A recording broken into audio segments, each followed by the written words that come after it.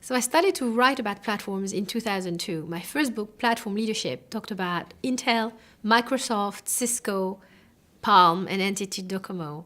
I don't think we had the word Google or Amazon or Facebook anywhere in that book. So obviously some things have changed a lot in the world of platform.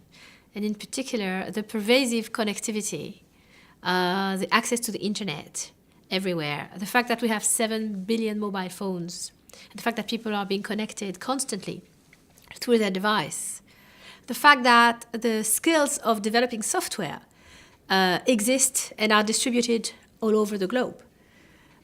All these factors have an impact on the development of platform and the way they are disrupting a lot of industries today.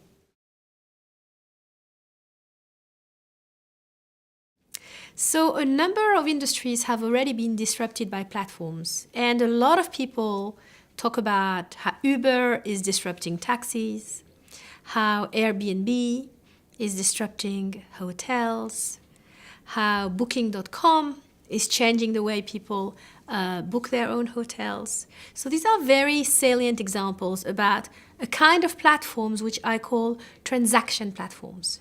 These are the online marketplaces of today, which are disrupting business because they are allowing all sorts of individuals all over the world, as long as they own some sort of asset of value, be it a room in your house for Airbnb, or a willingness to host your pet for another kind of platform, or some sort of skill, such as I'm a handyman or I know how to do massage. It allows people who have skills and who own assets to exchange between each other and to identify each other. So that's going to continue in a lot of different industries as long as people have skills or assets that they're willing to transact upon. There is another kind of platforms that I talk about, which are what I call the innovation platforms. And these are more what we think of when we think about operating systems, or the Apple iPhone, which is the technological heart of an innovation ecosystem filled with innovators who invent apps. In that sense, a platform is not a marketplace through which people exchange, but it is the technological building block upon which other companies or individuals innovate by building complementary services and products. The companies, which industries are going to be disrupted by those? Well, everything digital now is pervasive. Every industry is affected by digital. So it's really hard to see or to foresee which industry is not going to be affected by these.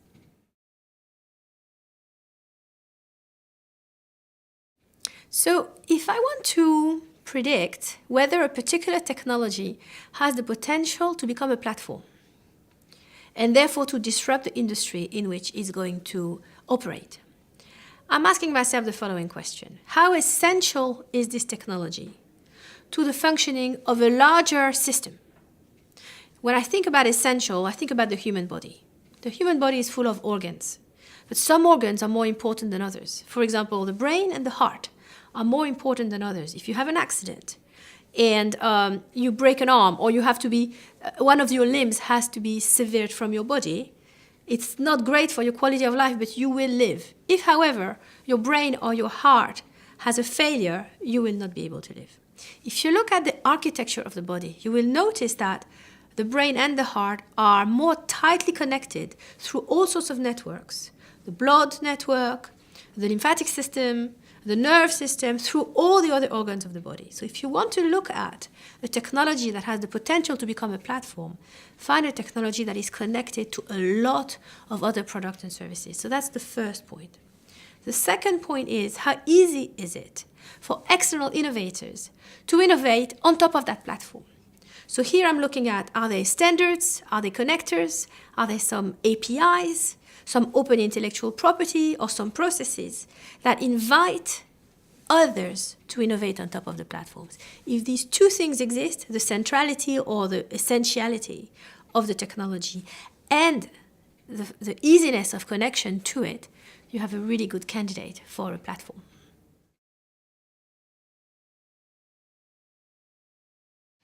So how can we reconcile the idea of a platform being very open? Because if it's not open to external innovation, it's not going to be successful. And the fact that in the public eye, we see a lot of these successful platforms as not very open and maybe yielding too much power. I think the confusion comes from the fact that many people have an overly naive view of what open means. And some companies have used as marketing ploy the concept of openness to build an image of being a good citizen for the whole world. In reality, all platforms are open on some things and very closed on others. Let's take the example of Google. Google has a lot of open APIs.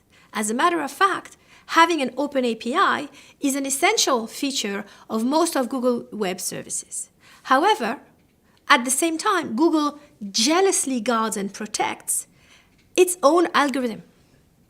And we understand perfectly well the reason it would do so, because if it wouldn't, it would make it very easy for competitors to imitate the crown jewel, so to speak.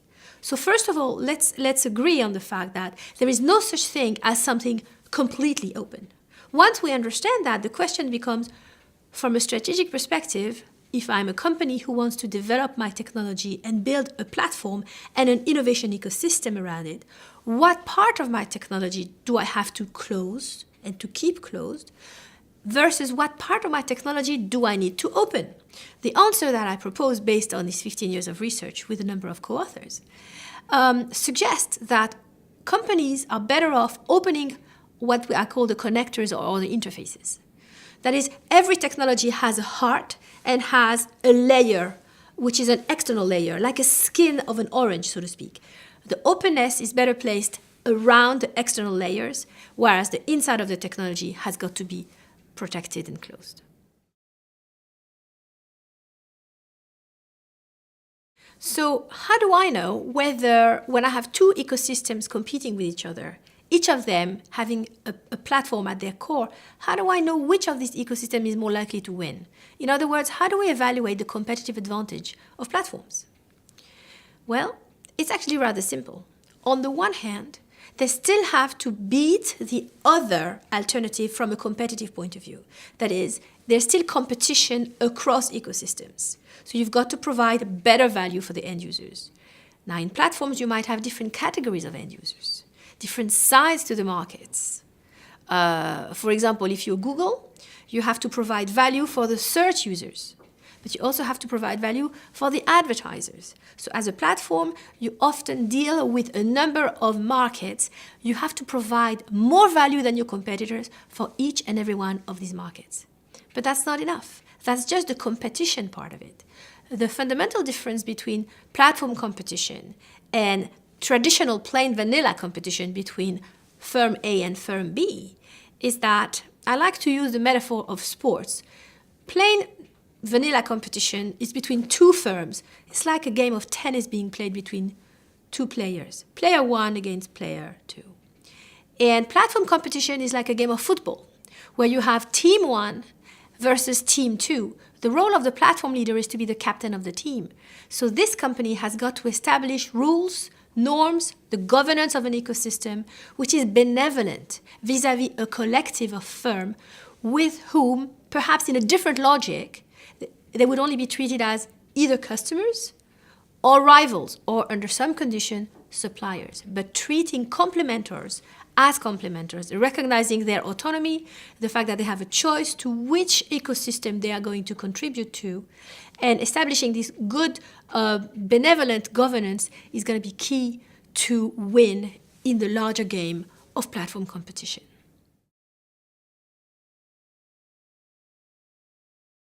So there's been a lot of talk about network effects, which by network effects, what we mean is that the value of a particular technology gets bigger for the users as more other users are using this technology.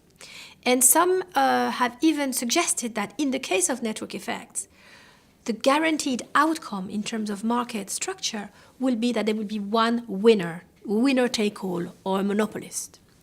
More advanced research has actually suggested that this is incorrect, that there is only a small set of circumstances under which we can expect, as as the process of natural selection of competition, one winner to emerge. This will only happen if there is no room for differentiation, as well as the network effect being extremely strong.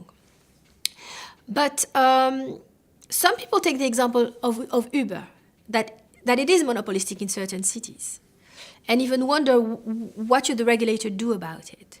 But let's make no mistake, companies such as Uber, as well as others, have been buying market share by heavily subsidizing entry into these markets. So the very question of how sustainable that is in the long term, from a pure market perspective, is open.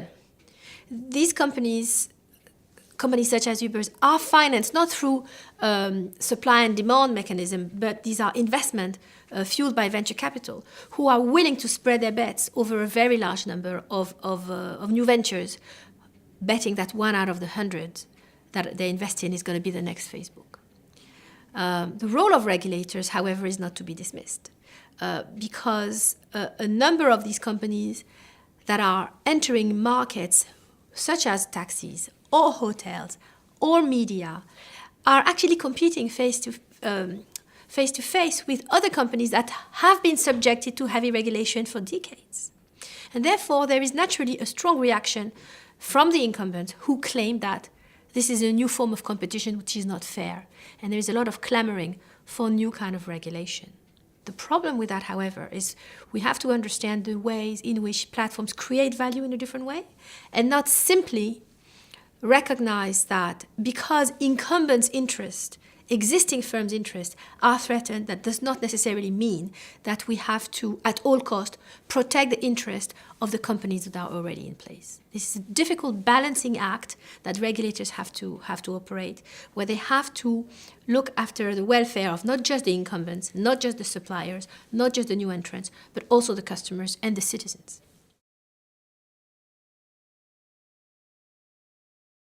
So today, it's almost a fashion or a fad to call yourself a platform enterprise. I've done a recent study that shows that 70% of all unicorns today, by unicorns we mean companies whose valuation exceeds $1 billion, 70% of them call themselves platform companies. A closer scrutiny of their business model reveals that some of them are, some of them are not. But the question remains, for companies today, is there salvation? Is there a future if you are not a platform? Clearly, not every company can become a platform.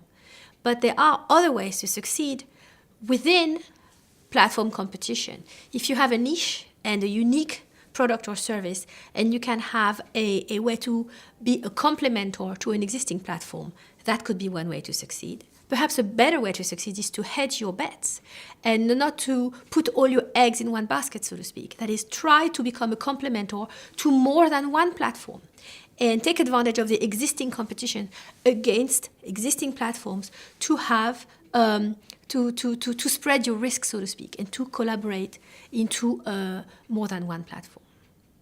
A third way to survive and to thrive is that if you really believe that not just your business interest, but the business interest of a lot of other companies are being endangered by the new way of competing from existing platforms, might be to rally with your own competitors and create an alternative platforms together.